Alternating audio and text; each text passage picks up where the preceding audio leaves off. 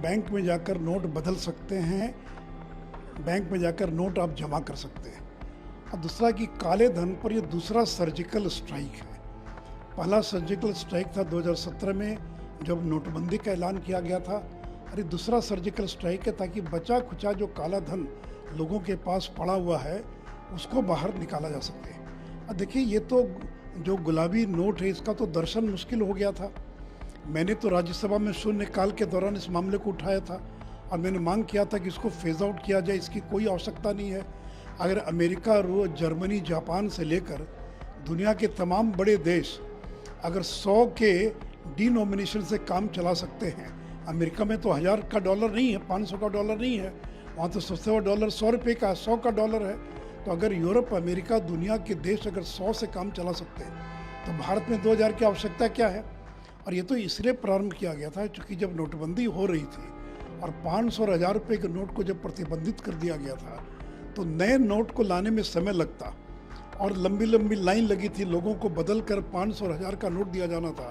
तो इसलिए तात्कालिक राहत के रूप में सरकार ने 2000 का नोट छापना शुरू किया था, लेकिन 18-19 के बाद उसकी भी छपाई बंद हो गई थी।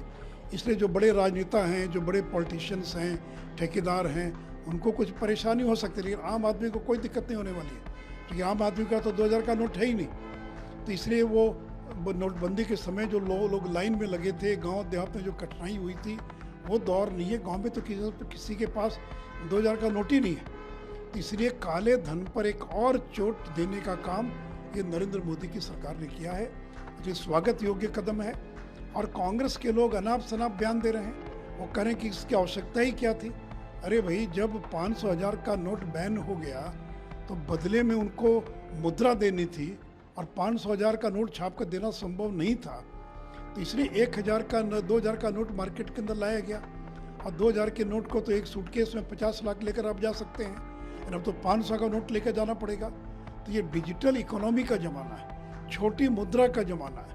अगर अमेरिका $100 के डिनोमिनेशन से मुद्रा से काम चला सकता है तो भारत को 2000 के नोट की आवश्यकता क्या है। ये बहुत ही अच्छा निर्णय हुआ है और इसके लिए मैं प्रधानमंत्री जी को अपनी ओर से धन्यवाद और बधाई देना चाहूँगा।